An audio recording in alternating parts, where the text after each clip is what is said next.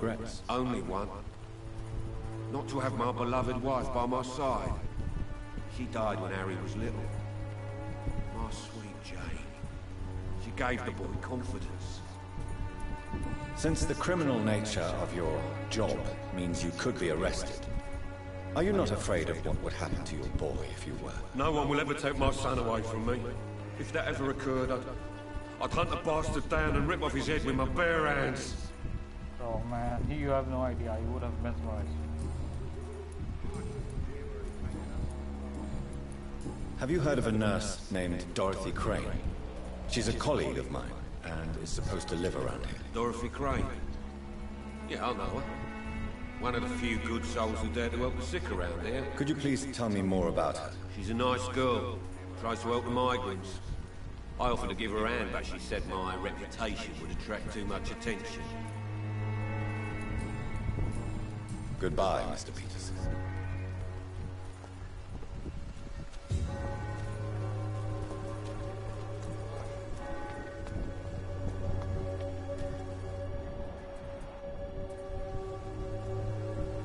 Forgive my interruption. Do not apologize, my son. Father Tobias Whitaker is always happy to teach mortals about the incoming Armageddon. I am Dr. Jonathan Reed, and I just have a few questions. A scientist? You are much more lost than I thought, my son. 5. What do you mean when you say that I am more lost than you thought? All scientists are entangled in a world of causes and consequences. And most of them can't see the plain truth. Quite a judgmental opinion, if you ask me. But what do I know? Blinded by science as I am. But you are seeking answers, aren't you? Answers about the Armageddon about to strike the city. Answers about the hidden truth. Well, I suppose I can spare a few minutes listening to your so-called truth. As a doctor, you must be aware of the decimating epidemic. But let me tell you that this so-called Spanish flu is just the beginning of the end. What do you mean? The beast is finally revealing itself, corrupting the flesh and the heart of men. With my own eyes I have seen them, those minions from the abyss.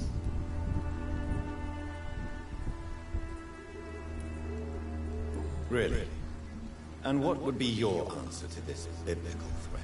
We must fight the disease before this legion outnumbers us. But not with scalpels and microscopes. No. What is left then? Cleansing fire.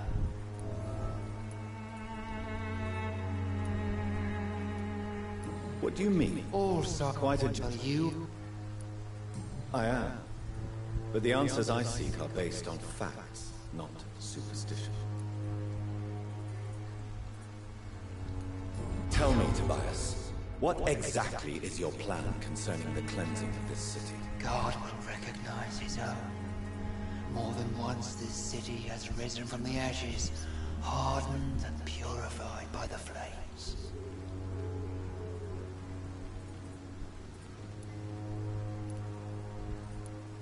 Purification by fire has proved useful, but where do you stop? Burn the clothes? The buildings? The corpses? Worse? Your lack of faith is predictable. But my task is to convince rational minds like yours to see the light. This is God's will. You're mad and dangerous. You're nothing but a soulless butcher. A small-time Torquemada. The Savonarola of Whitechapel. My son, if you think salvation is a free gift, go listen to the lies of that pompous fool, Joseph. Joseph, a fool? Vicar Larrabee of St. Mary's Church. While he continues preaching his fraudulent redemption, more and more people die in the streets.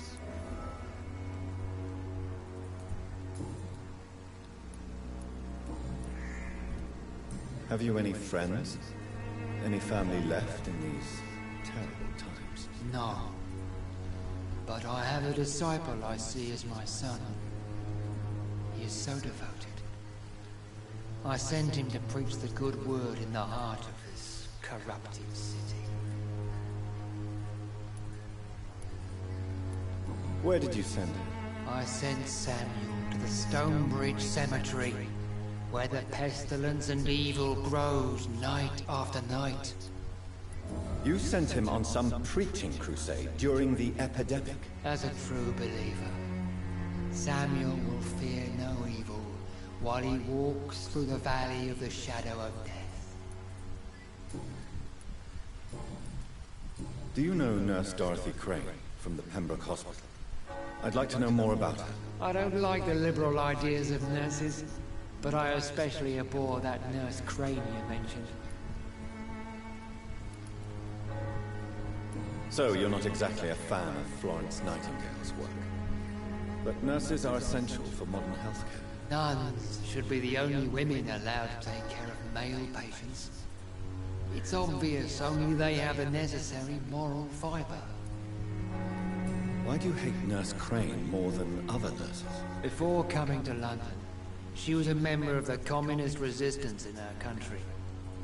That's what happens when you let a woman get involved in politics. Politics. So many clues, man. I have heard enough for tonight. Goodbye.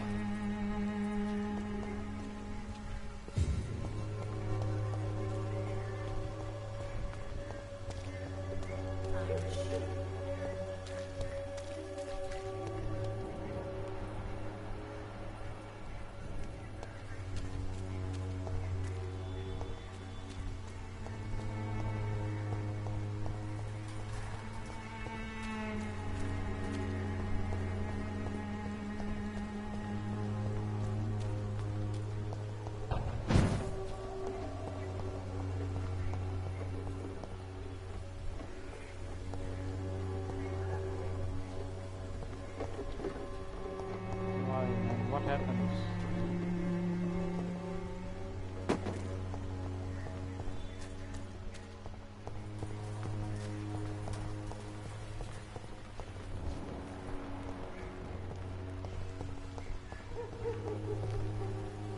Good evening, miss. I'm Dr. Reed. I'd like to ask you a few questions. I know what you're thinking. A tall stranger who meets a girl in the street at night. It reeks of the penny dreadfuls. But I mean you no harm, truly.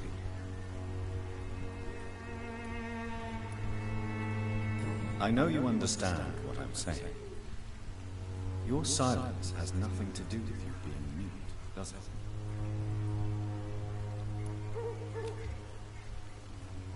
Very well. Goodbye then.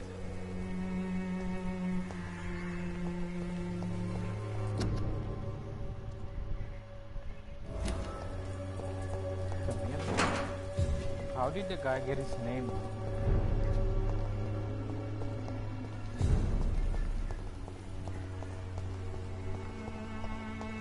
It's locked.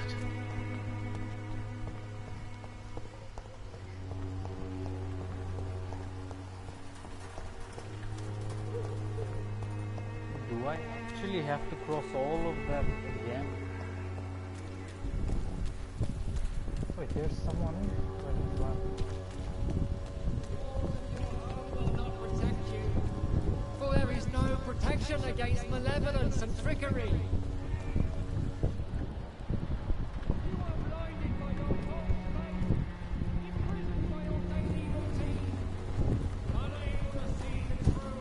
Excuse me, sir. Are you familiar with this part of town? Name's Clayton Darby, reporter. Sorry, I'm new to Whitechapel. But perhaps you could help me since you're a journalist. My name is Jonathan Reed. Dr. Reed, the famous surgeon. I'll gladly help if I'm able, sir.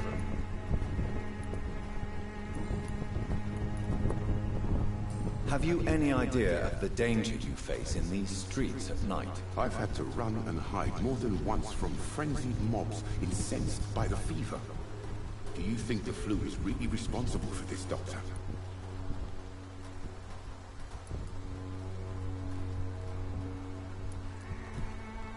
I'm convinced there is more at work here than a simple epidemic. Really? To be honest, I could say the same. Some of the sick I saw or heard of. My God, what happened to them? Why are the newspapers keeping silent about the Spanish influenza? It's as though none of you care. There's a war going on. People shouldn't be demoralized by news of deadly diseases. I served in France. Our top priority must be to put an end to this butchery. This war must stop now. Sir, streets are a battlefield too. An invisible and untold war is going on, and it must be stopped. What is a journalist doing in this borough after sunset? He goes where none of his colleagues would dare to go, to inform the country. So you risk your life to reveal the truth. I saw many reporters do the same during the war. Whitechapel is the crucible of so many untold stories and tragedies. I want people to know them. That's quite honorable of you. But is the public interested? Not at all, sir. And that's why I'm an independent journalist, hoping to sell some stories.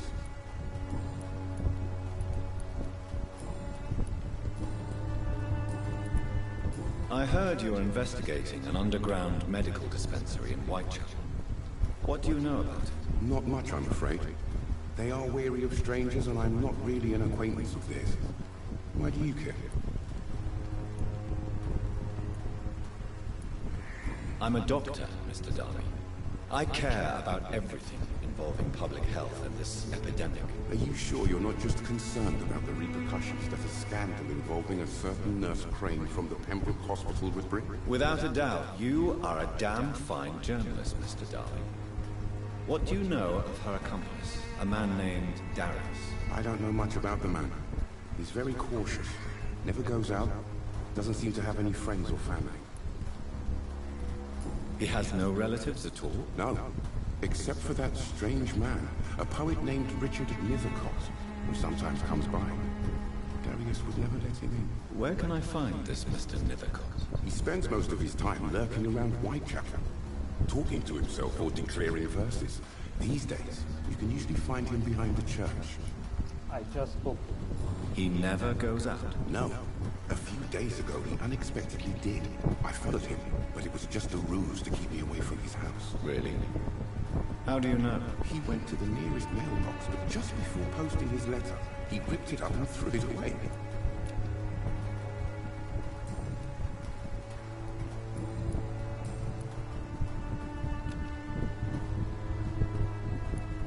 Goodbye, Mr. Darby. Farewell.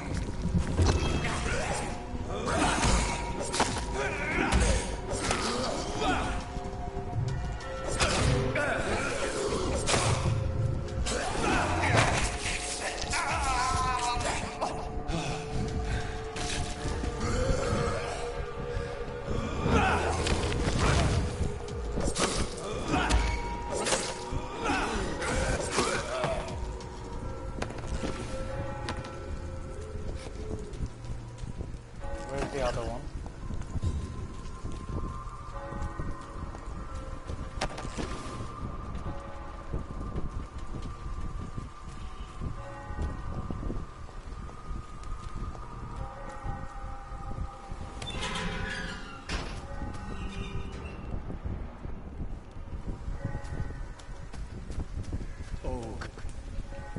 Good evening, sir.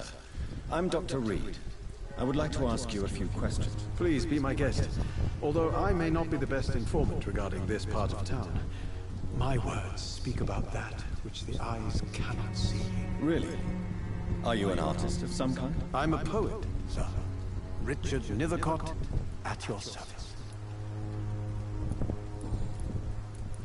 What are your thoughts on the terrible situation in this city? Terrible, you say? No. Of course, the death of so many innocents is a tragedy. But the scourge has not been all bad for the city. Oh, no, sir. What are you talking about? Do you remember London before the flu? Noisy, cacophonic, quiet, nowhere to be found. And now, listen to this oddly peaceful silence.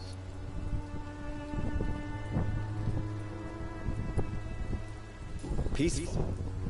That's quite an unusual way to speak about the epidemic. And very inappropriate, I must say. Most people fail to understand my perspective. I don't blame them. But how could I call myself a poet if I veiled my feelings? May I ask what you're doing at this hour of night, sir? Do you live here? Not at all. I'm just enjoying the pleasure of a quiet walk. Though night talks are always preferable, if you ask me. Especially with strangers. But are you not afraid of the epidemic? Oh, why should I? I see some equity in the Spanish flu. No flesh should be saved, say the scriptures. Good or evil, rich or poor, all are equal in the eyes of the flu. If you say so. Quite a view. But as a physician in a time of epidemic, I must caution you to avoid unnecessary exposures. Thank you, Doctor. But we both know the seeker of truth has to go boldly where the weak dare not. Are you aware that your life could be in danger in this part of town? But this is where I must be to feel the real beat of the city. I had to come, see it for myself, alone. If some misfortune came upon you, who would be here to help you? Well, you for a start, my dear Doctor. I understand your need for solitude, but it's not safe around here. I don't care. I don't have many friends, Doctor, and my family despises me. Good reason. Tell me, Mr. Nithercott, why seek inspiration in Whitechapel? The place is not beautiful per se, but how to explain it? Stirring and challenging. In what way, exactly? The struggle by gaslight, the barren smiles and the added hunger under the rain. If you say so. Such vibrant antagonism and vivid paradox, the stripped humanity raged across each street. Vivid, of course, yes. And what about the poignant distress? Oh yes, the poignant distress. You see what I mean, don't you? That's what I want to write about, and that's what Whitechapel is made of. Do you not think it a little morbid? On the contrary, sir, Whitechapel is full of life, full of beauty. Just like my dear muse, the wonderful Camellia. What can you tell me about Camellia? Not much, and that's the beauty of it. She can't speak, you know. That lady. She's a locked mystery who exhales kindness and sweetness. And have you ever tried to learn more about her? Where she lives, how she survives, whom she may know? Maybe I prefer she remains an enigma. Reality can be so dull, don't you think? Perhaps you're just afraid to find out the truth about your muse. One day, perhaps, I'll ask her to come with me. But will she still be my wild flower of Whitechapel if she moves uptown? Did you know the Mute Florist is a member of a secret society? No, I didn't. But I thank you for this information, sir. For it only enriches the mystery surrounding the precious Camellia. I fear you are a hopeless romantic, Mr. Mythicott. Guilty as charged, Dr. Reed. Are you not curious? Is there not more you wish to know? That girl has not an ounce of malice in her.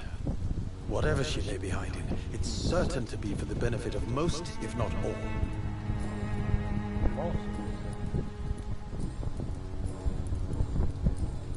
May I ask you a few questions about the district? Extraordinary part of town, is it not? I'll be glad to help you, if I can. I'm looking for Dorothy Crane, a nurse who lives in this vicinity. Dorothy Crane. Oh, I love the name. The Crane of Whitechapel. Sounds very mysterious. But, sorry, no, never heard of her. What can you tell me about an old man called Darius? Darius Petrescu? Yes, I know him. At first, I thought he was only a small publisher. I invited him to publish my work, but his reaction was pretty clear. Not interested in your talent? Darius is an old political activist who takes delight in printing tracts and lampoons. Those communist activities only require mediocre writing skills.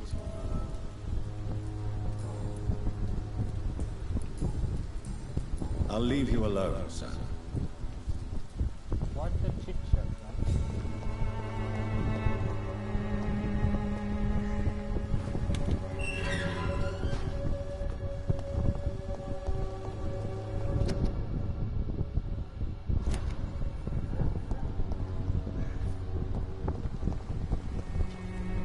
Hello again, miss.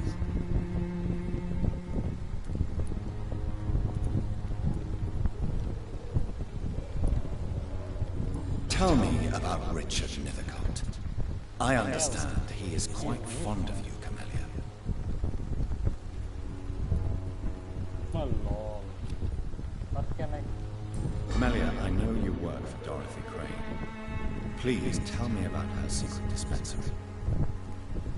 What will she say? A stubborn and mute comrade. Nurse Crane and Darius Petrescu have been clever. Very well. Goodbye then.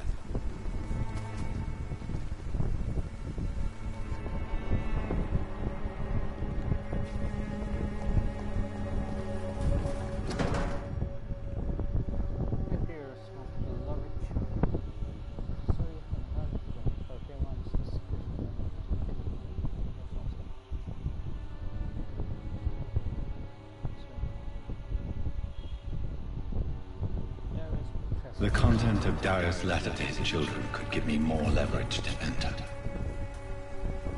Darius is a bit less of a mystery now. It should not be that difficult to incite him to let me in.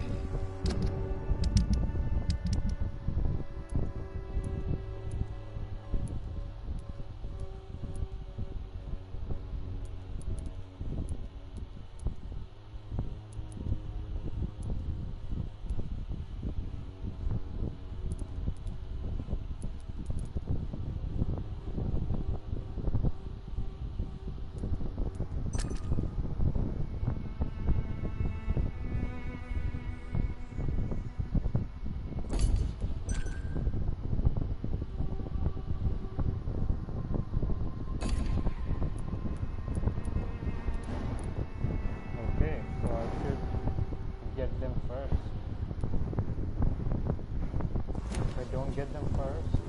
I see now. Okay then. Where are they?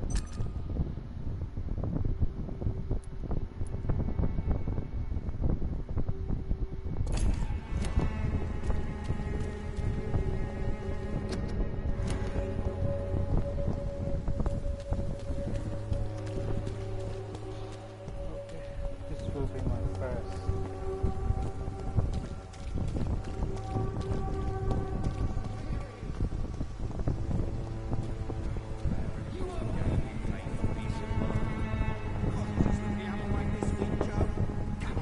Good evening, Harry. May I come in? Sure. Sure. Even my dreams are soaked with gloom.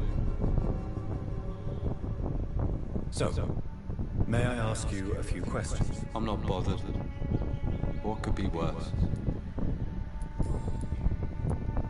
Your father and Mr. Lewis used to be good friends. What happened, Harry? I was young then. I don't remember Mr. Lewis ever coming back again after my mother died. Or was it after my father started bullying him? I don't know. But you are not responsible for your father's actions. Am I not? Dad always says that he joined that gang for my safety. So if I wasn't born, people wouldn't be worrying about Colossus Joe. Have you tried speaking to Mr. Lewis about it? I don't go out often, but yes. And he scolded me and told me to leave him alone. I guess my father frightens him too much.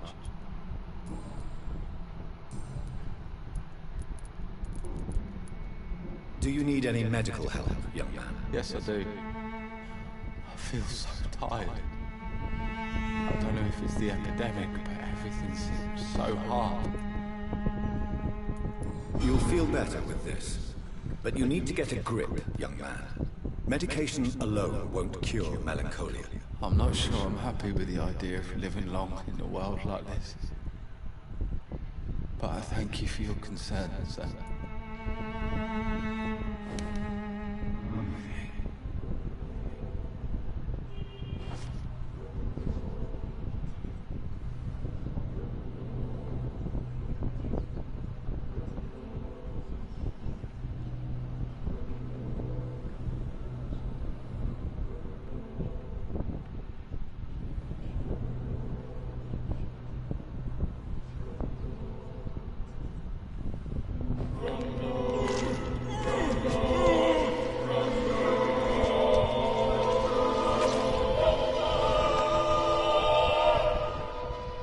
Death is so cold. I hoped it would be more meaningful.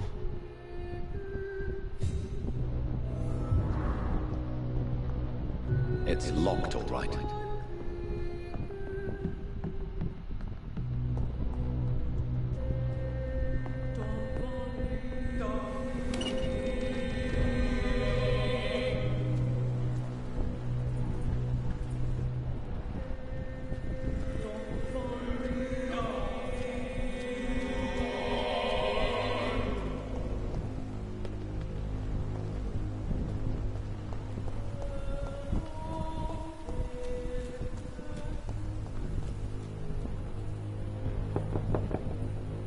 Mr. Petrescu, just 1 minute, please. You again? Go away. Sir, wait. Stop this nonsense. I know Nurse Crane is here. Shall we speak man to man, you and I? All right. Speak up. Don't you see we're on the same side? We fight to help the poor, sick, and abandoned. I'm nothing like you, Mr. Totter. Yes, you are. You too believe in providing medical care without charge. You know what we have to sacrifice to make the world a better place. I have to admit your words have conviction. All right, I'll let you see Dorothea. Don't make me regret this, though.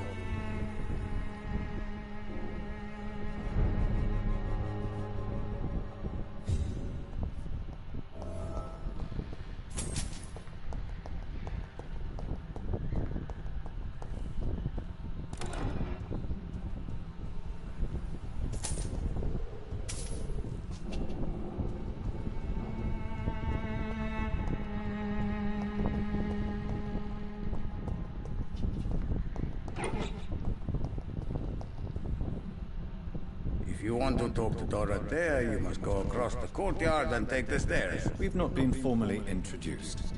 May I ask your name and occupation, sir? I am Darius Petrescu. I'm here to keep snitches and spies away from Dorothea. And I also run this little print shop.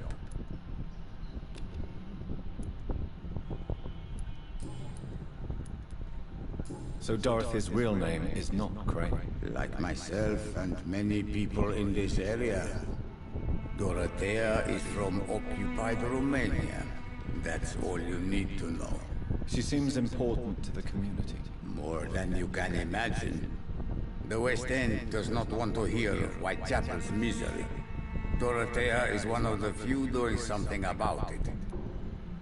Tell me everything you know about Camellia, the mute florist. I do not believe in the afterlife, Doctor, but I'm almost convinced Camellia is an angel. She volunteered to give out our medical leaflets.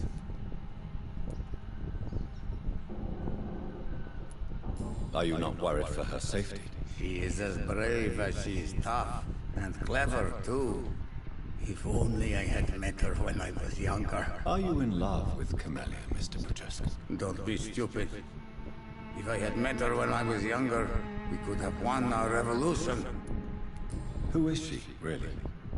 Do you know where she's from? She's not from around here, that's all we know. Camellia is not even her name. It's her favorite flower. You say she has no close family? Well, there's that awful poet who constantly follows her around like a lost puppy. A good man for sure, but a very poor writer.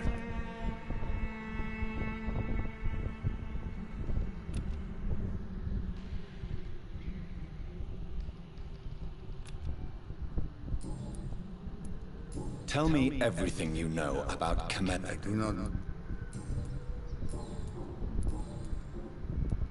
Do you have any family left, Mr. Petrescu? Children or grandchildren? Who knows?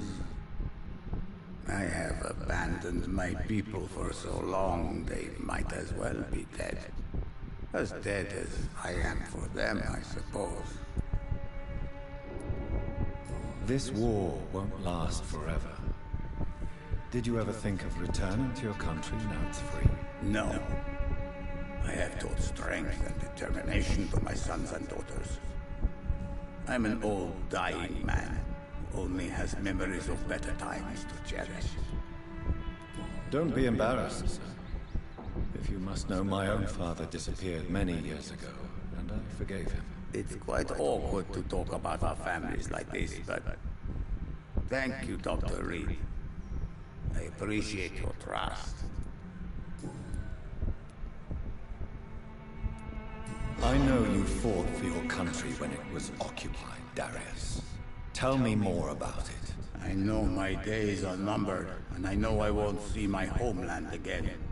But I fought for Romania all my life, and I will until my last breath. But Romania escaped the grasp of the Austro-Hungarian Empire. It's a free country again. It is not the country I fought for. My homeland is not appeased, Doctor. I still see a dark future ahead for my people. How did you meet Nurse Crane, Darius? Why does she trust you? I'm her oldest friend in England. Dorothea and I share many ideas about this country and about the country we left. You mean occupied Romania, don't you? Even if not directly, I fought against your enemies. Really? Then perhaps you have more in common with Dorothea than meets the eye, Dr. Reed.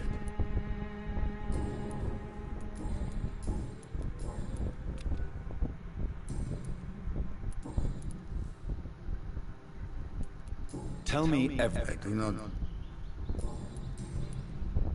Goodbye, Mr. Petrescu.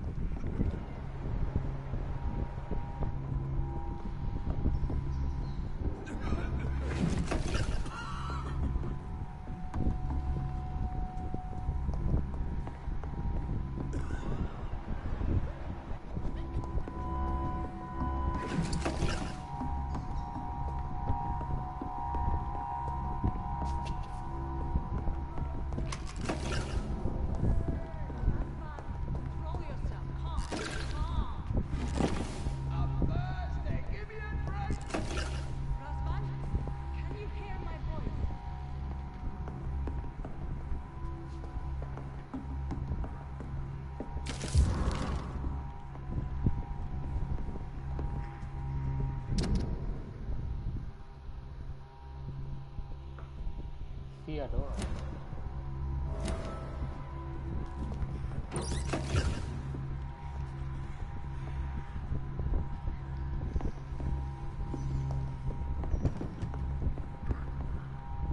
I can hear snarling.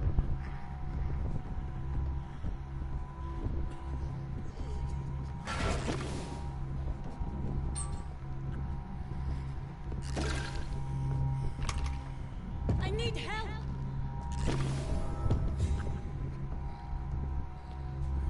What do we have here, nurse? Patient Razvan Vasily. High fever running on 3 days. Complaints of dizziness, muscle aches, and head pain. Diagnosed with influenza. Treatment? Aspirin and salicin for the fever and discomfort. Liquids for dehydration, but he's having trouble keeping even water down. Aspirin and salicin, you say? Why not some warm milk and a kiss on the cheek? Where are the quinine salts? Tried buying, borrowing, even stealing. There's none to be found, Doctor. He's not convulsing, he's choking. He's not getting any air. Skull! Hand me that skull! What can I do, Doctor? It's too dangerous to operate with these convulsions. Sedative, nurse. Do we have any anesthetics? I'm sorry, Doctor. None at all.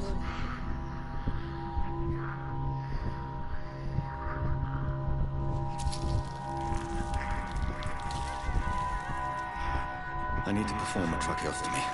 Short pipe. That rubber tube will do. We're going to cut a passage for air through the neck. Yes, Doctor. He's breathing again, but he's coughing up blood. Internal hemorrhaging. I need to make another incision into the chest cavity to drain the fluids from the lung. Prepare another tube. A thoracostomy? Doctor, we've nothing to fight the infection. We need an aseptic environment. Right then, Nurse Crane. What do you suggest we do? I've no idea. I'm not the doctor. Time is of the essence. We need to perform a thoracic drain. Yes, Doctor.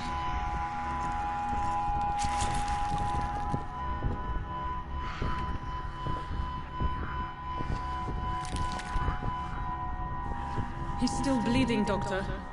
I'm losing his pulse. The drain must have punctured the intercostal artery. There's too much blood. Are you all right, Doctor? I can't see.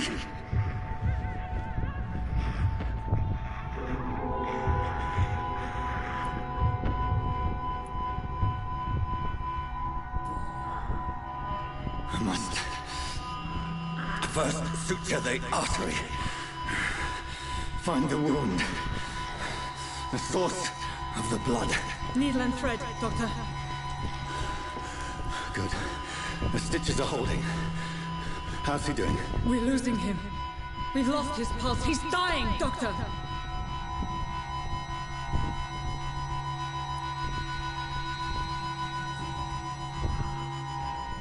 A dose of epinephrine, now. Yes, Doctor.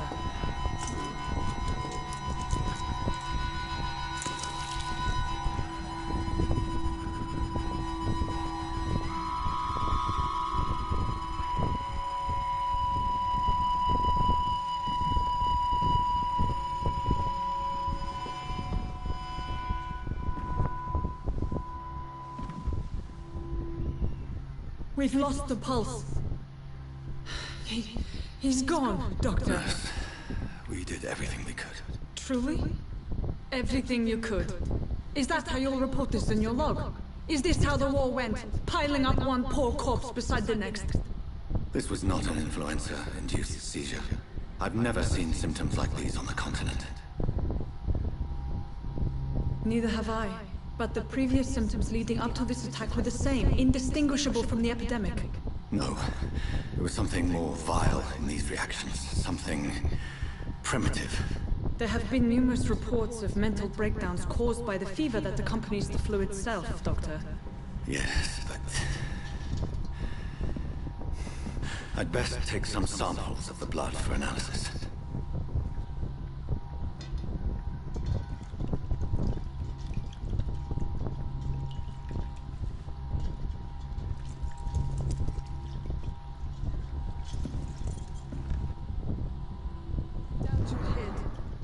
I suspect it was more than intuition alone that led you to us. So, how might I be of service, Dr. Reed? I've come to put an end to this insufferable blackmailing, Dorothy. Doctor, you think your warnings scare me? I've stolen and plied, blackmailed and lied, but what else am I to do? I'm all these people have. But why Lady Ashbury? Why her of all people? She's pristine and proper, all right. But that she-wolf in sheep's clothing murders the poor for sport. I have her where she belongs, and I'll milk her for all she's got. Dr. Swansea is a sensible and honest man. He wouldn't have refused your friend's care at Pembroke. It's easy for you to say, Doctor. These people cannot go to the police, nor to the hospital. They don't even speak English. They depend on me for everything. So, the end justifies the means. Is that your defense? I know you're kind, Doctor. Just another fine-heeled, silver-spooned gentleman who was given the world on a platter. You know nothing of poverty. Nothing of the shame, the hunger, the loneliness. You've convinced me of the sincerity of your actions and their noble justifications. But all the same, blackmail is a crime, and it will stop, Nurse Crane. So, are you going to turn me over to the authorities?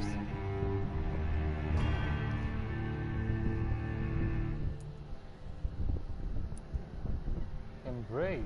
Nurse Crane, there is no question that the work you've done here is extraordinary, but this dispensary is incapable of coping with the outbreak. It's only a question of days before the situation at hand will overwhelm us. I cannot allow it. It's my duty to put an end to this immediately.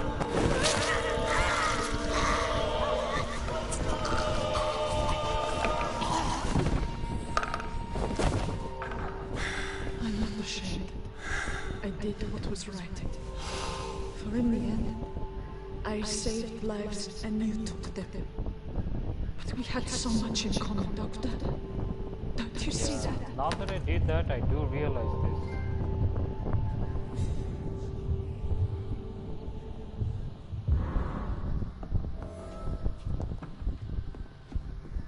Nah, man. I do realize what I just did.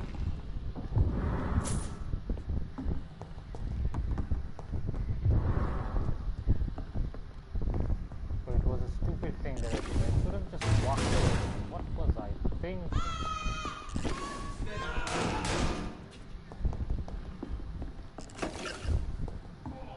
I cannot enter.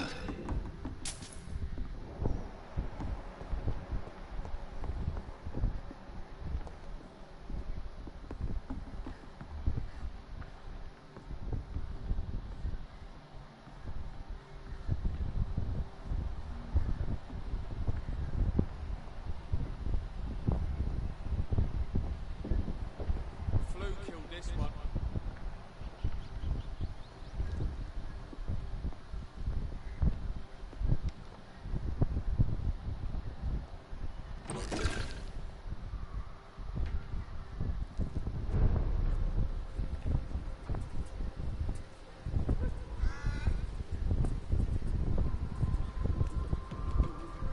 Better go home, sir.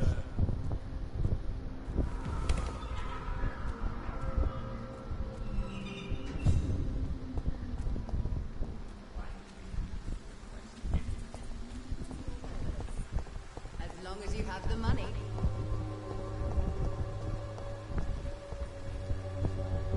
Good evening, Benjamin. Can I help you? I'm afraid not, Mr. Reed.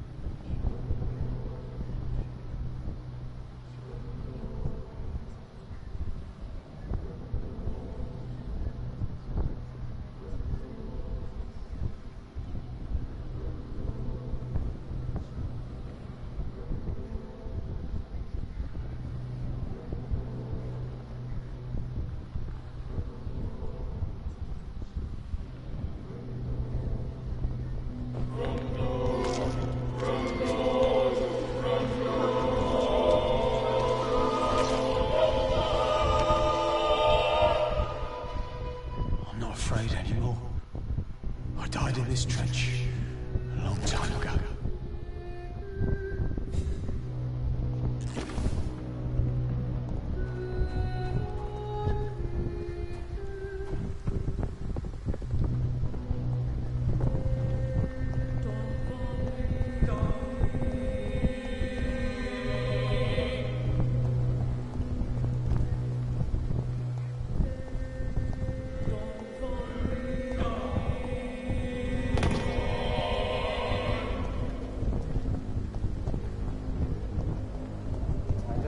Out of this place right now because I myself am scared.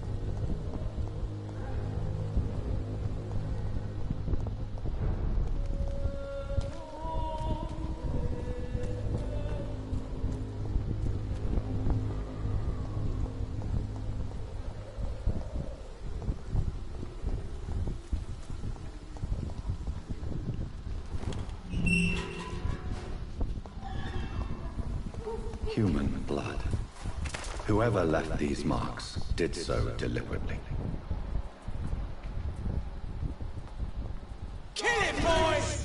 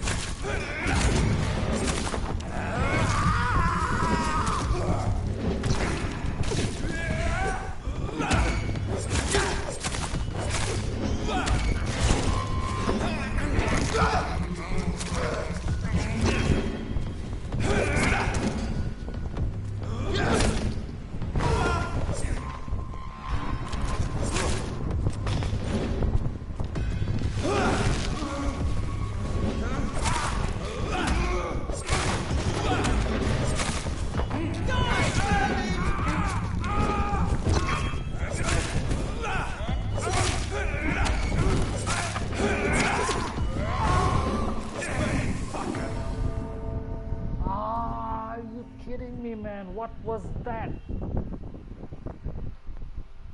And I was this close too. Really? That pissed.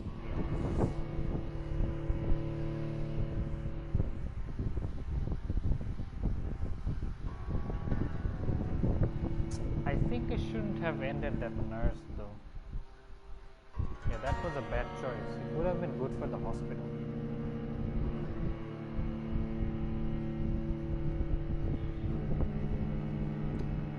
That boy and that guy would have been enough, really.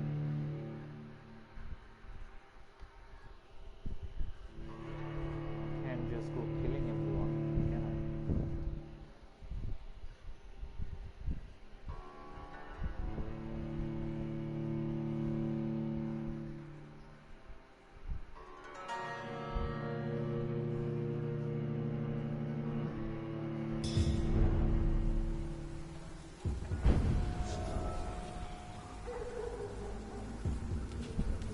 Human blood. Whoever left these marks did so deliberately.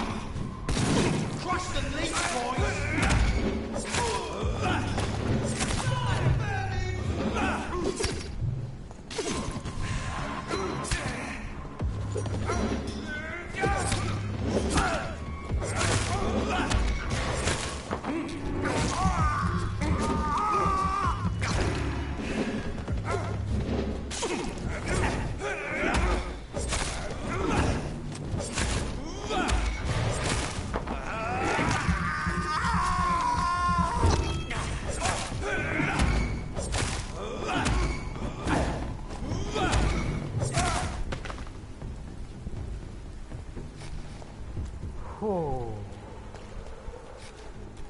that was hardcore.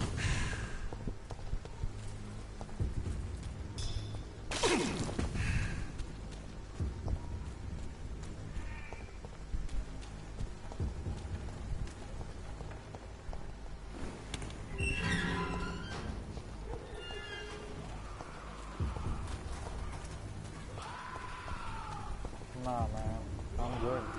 Really.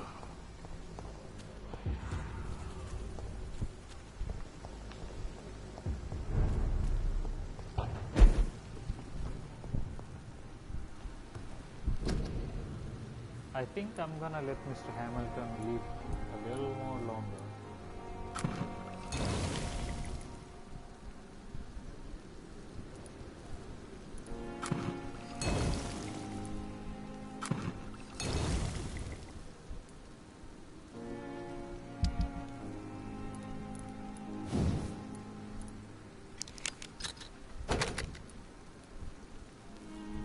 Good handle part and that part.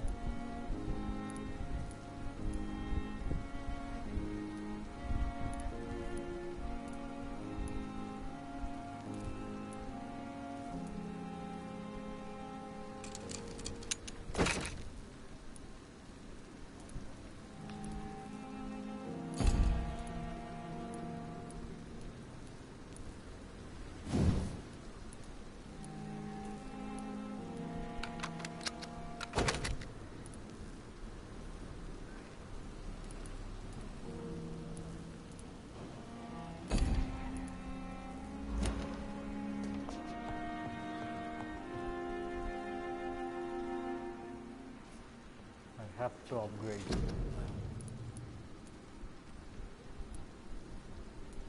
Haven't used screen yet.